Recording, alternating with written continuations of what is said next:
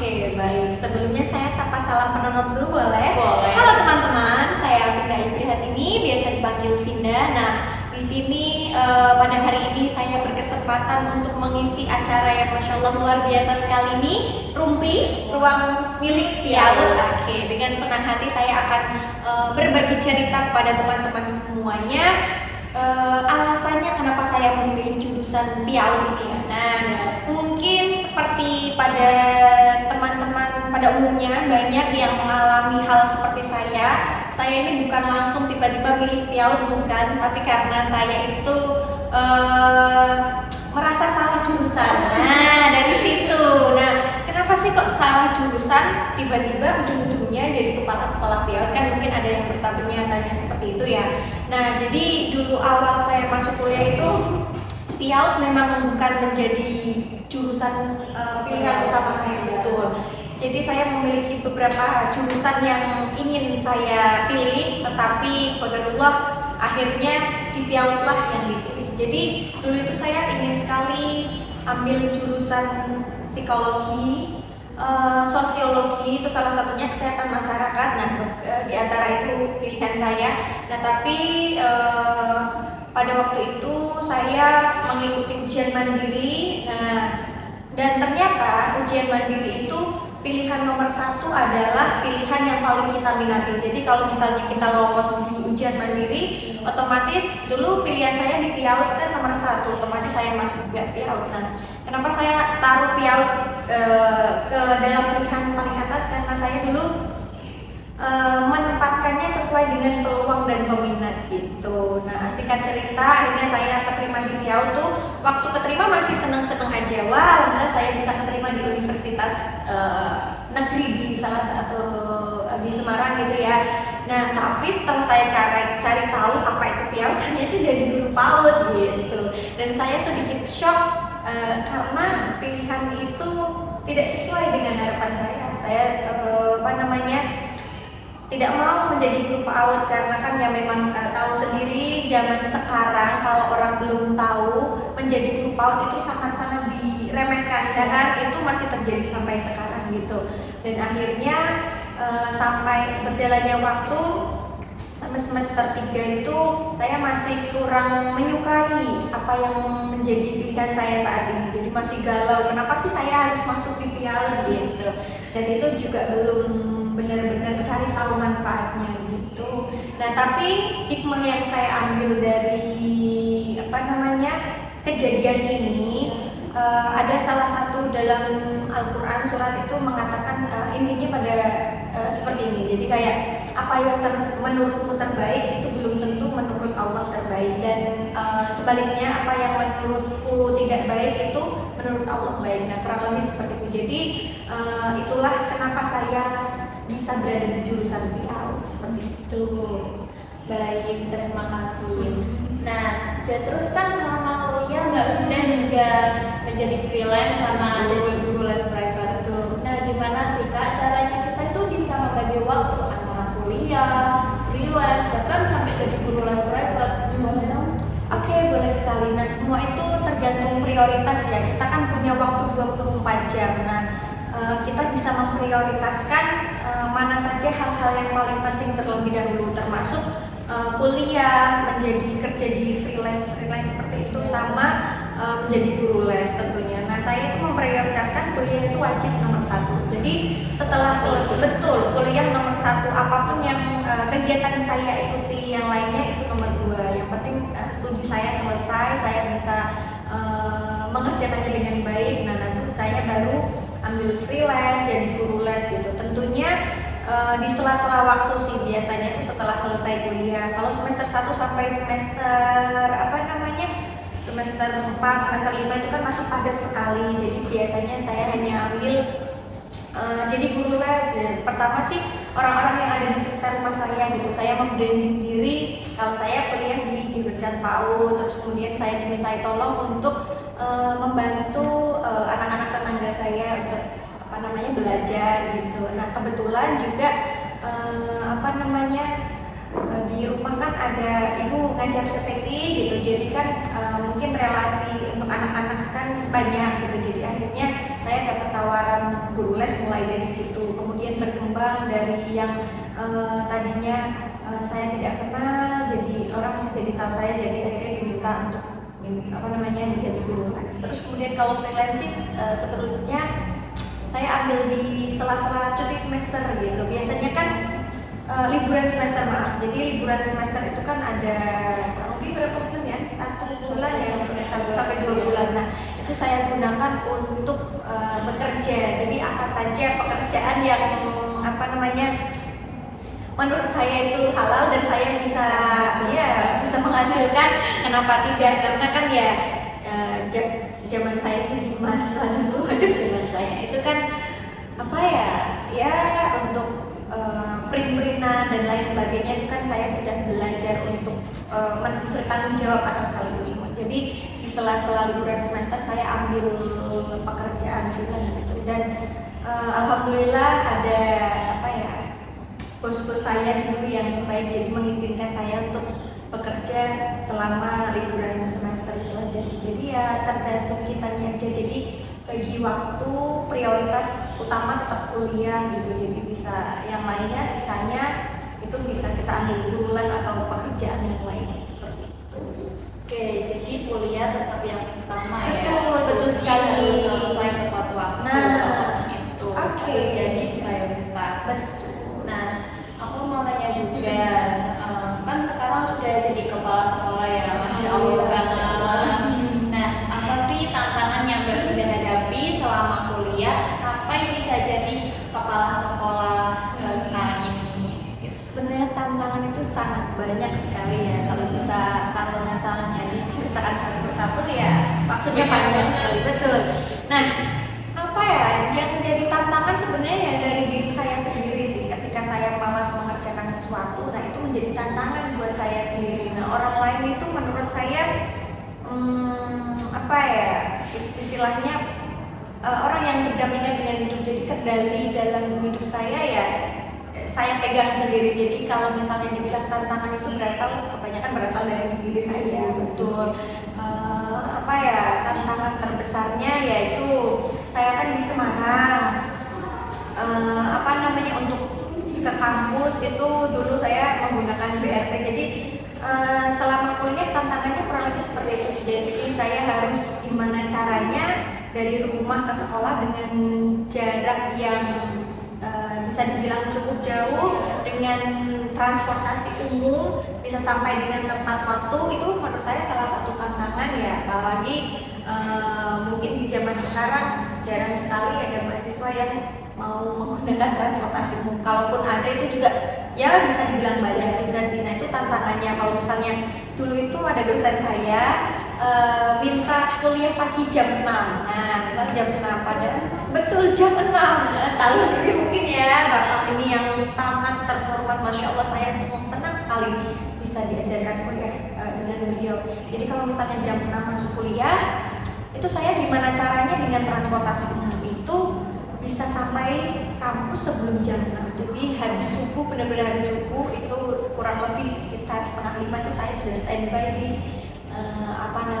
halte BRT lah. Nah itu jadi salah satu tantangan, betul, satu perjuangan itu. Betul. Nah, selain itu tantangannya yang bagi waktu itu untuk bisa saya organisasi, kuliah, terus kerja, nah itu tantangannya. Tapi alhamdulillah ya sudah bisa diselesaikan sampai sekarang ini. Kemudian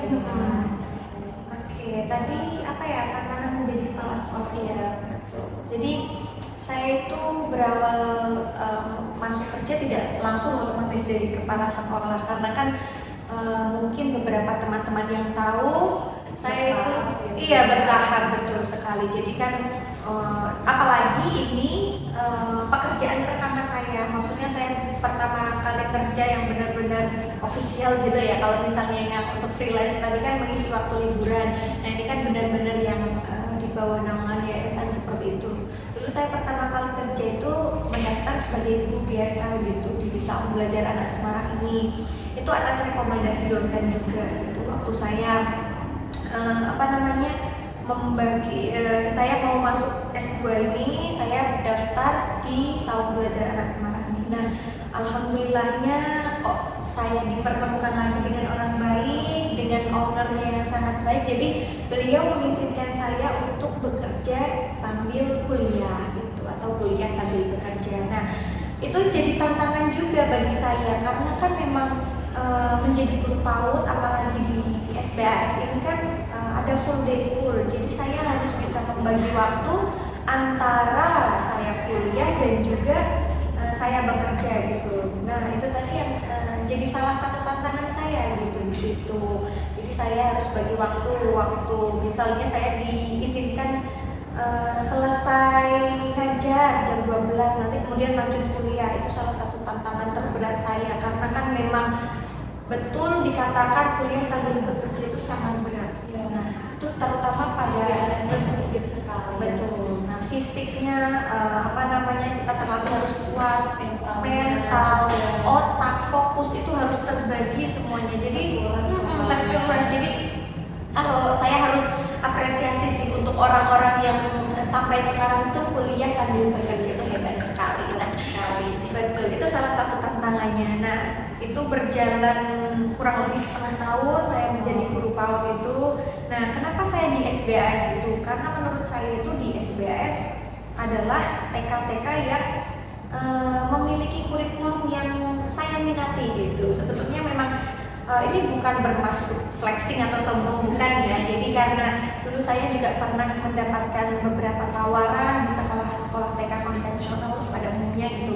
Namun saya memang belum tertarik untuk ambil itu. Nah, kemudian saya jatuh hati pada SBAS itu karena kurikulumnya, metode pembelajarannya itu sangatlah unik gitu. Akhirnya saya apply lah lamaran ke SBAS. Akhirnya di situ saya kurang lebih 6 bulan jadi guru biasa. Kemudian ada tawaran lah menjadi kepala sekolah. Nah, itu dengan saya bimbang juga karena kan baru pertama kali kerja langsung mendapatkan tawaran menjadi kepala sekolah. Jadi saya pikirkan terlebih dahulu, siap nggak ya saya dengan nol pengalaman, istilahnya seperti itu. Karena kan juga kepala sekolah itu banyak sekali yang harus dikerjakan begitu kan. Maksudnya manajemen waktu, manajemen guru, kurikulum dan lain sebagainya itu kan harus dikerjakan satu orang gitu ya, dibantu dengan guru-guru yang lain, tapi kan kita juga yang harus bertanggung jawab. Nah, tantangannya saat ini saya sih paling beberapa hal banyak sih. Salah satunya itu ada memanajemen guru gitu. Sekarang apalagi susah sekali untuk mencari guru PAUD ya, tahu sendiri mungkin ya memang karena beberapa hal menjadikan orang-orang kurang minat di PAUD. Kalau misalnya kita belum, istilahnya guru PAUD ini bisa saya katakan panggilan hati. Kalau misalnya ada orang yang sudah kuliah di jurusan PAUD itu belum tentu juga mau ngajar di PAUD. Betul atau enggak ya? Betul ya? Ya itu betul sekali karena kan banyak sekali teman-teman saya juga yang seperti itu. Jadi guru PAUD itu panggilan hati menurut saya, manajemen guru. Nah, jadi di sekolah itu pastinya ada guru keluar masuk itu dengan beberapa alasan gitu. Itu menjadi salah satu tantangan saya karena kan juga mencari guru itu tidak susah, kita harus mentrainingnya terus biar benar-benar paham dengan sekolah kita, karena yang seperti saya katakan tadi di SPAS ini memang banyak sekali kegiatan yang menarik gitu ya, yang mungkin beberapa orang belum siap belajar dengan atau belum siap beradaptasi dengan lingkungan SPAS gitu. Jadi keluar masuknya guru itu menjadi tantangan bagi saya sendiri. Kemudian manajemen kurikulum, memang di kami itu di sekolah kami memang ada ownernya sendiri, penanggung jawab kurikulum. Jadi nanti kami tinggal mengembangkan gitu. Tapi tentunya saya sebagai kepala sekolah sendiri kan harus bagaimana apa yang disampaikan oleh owner saya atau penanggung jawab itu bisa saya sampaikan kembali ke teman-teman yang lain, rekan-rekan yang lain. Jadi kan kalau misalnya itu harus selaras gitu, kalau misalnya tidak sejalan kan nanti adanya miskomunikasi. Itu menjadi salah satu tantangan juga sih, mengatur kurikulum, kemudian manajemen guru, orang tua, itu kan juga menjadi salah satu tantangan bagi saya dan teman-teman yang lainnya gitu. Jadi kalau misalnya, apalagi kan saya belum menikah ini, jadi mendidik anak, kemudian memberikan pandangan kepada orang tua, memberikan pengertian kepada orang tua itu menjadi salah satu tantangan tersendiri bagi saya dan mungkin bagi teman-teman yang lainnya yang mengajar di PIAUD kan yang belum menikah. Jadi kita tuh harus bisa menjawab segala pertanyaan orang tua, khususnya apalagi kalau misalnya ada konflik di dalam kelas itu yang menjadikan apa ya, kadang saya lihat wah Masya Allah, memang Allah tuh ngasih jalan tuh luar biasa sekali, karena kan betul saya belum mengalami ini tapi saya harus menjawab pertanyaan ini, itu jadi tantangan saat ini. Tapi karena sudah biasa, sudah alhamdulillah saya berjalan 3 tahun ini di SPS, jadi tantangan tersebut ya saya jadikan apa ya, perjalanan hidup. Jadi kalau misalnya saya tidak tahu, biasanya saya konsultasi dulu dengan owner ataupun orang-orang yang sudah mengalami masalah tersebut gitu. Kurang lebih tantangan di sekolah menjadi kepala sekolah SPS seperti itu sih. Nah, tadi itu tantangan dari kuliah, mulai dari harus bangun pagi, bangun jam 6, terus kejar BRT juga, dan bertemu dan itu saat kuliah S2 juga harus membagi waktu antara menjadi guru dan tetap kuliah. Dan sampai sekarang jadi kepala sekolah juga berbagai tantangan muncul dari dalam luar gitu ya. Dan tepuk tangan kepada Mbak Finda dulu karena telah berhasil menyelesaikan tantangan yang berat tersebut. Oke, terima kasih. Nah, apa sih motivasi terbesar Mbak Finda untuk tetap melanjutkan dan bisa sampai menjadi sekolah? Motivasinya apa ya? Kalau motivasi itu sangat banyak sekali. Cuman ya yang Kayak pernah nggak sih hampir mau menyerah? pasti ada motivasi yang datang gitu. pastinya saya kan terlahir menjadi anak perempuan pertama. Nah, saya tuh punya motivasi ingin memberikan contoh yang terbaik buat adik-adik saya. Betul, itu yang motivasi dari dalam saya sendiri, dan ya saya ingin terus menjadi yang lebih baik daripada hari kemarin. Itu sih, itu aja sih. Saya tidak pernah ingin mengalahkan orang lain, tapi saya tetap apa ya istilahnya ingin mengalahkan diri saya di hari-hari sebelumnya gitu ya. Motivasinya ya harus lebih baik daripada hari kemarin. Tentunya saya pernah berada di titik terendah saya, di mana saya itu istilahnya ingin menyerah, ingin mengakhiri semuanya. Maksudnya ya udahlah, pengen menjadi orang-orang yang biasa-biasa aja, nggak pengen jadi apa-apa. Itu pernah sekali muncul dalam diri saya. Tapi alhamdulillahnya atas apa ya, atas support dari orang-orang terdekat saya, atas dimudahkannya oleh Allah Subhanahu Wa Taala untuk saya bisa melewati fase-fase tersebut. Akhirnya sekarang ya ada semangat lagi untuk terus menjadi lebih baik daripada diri saya yang kemarin. Seperti itu saja sih motivasinya diri saya seperti itu. Jadi kita harus bisa menjadi lebih baik daripada hari kemarin dan tetap fokus pada diri sendiri, bukan untuk mengalahkan orang lain. Seperti itu. Baik, untuk yang terakhir nih Kak, kita kan sudah mau mengakhiri podcast ini. Betul. Ada gak sih pesan untuk mahasiswa PIAUD yang ada di luar sana, bagaimana caranya agar tetap semangat dan tetap melanjutkan untuk menggapai cita-citanya? Oke, baik. Jadi pesan untuk teman-teman yang merasa PIAUD itu adalah salah satu apa ya istilahnya, kalian salah jurusan di PIAUD. Nah, yang masih merasa sampai sekarang masuk PIAUD itu menyesal atau yang lainnya, kalian belum menemukan jalan. Istilahnya maksudnya gini. Jadi di PIAUD itu bukan hanya sekedar menjadi guru PAUD yang tepuk tangan, menyanyi dan lain sebagainya.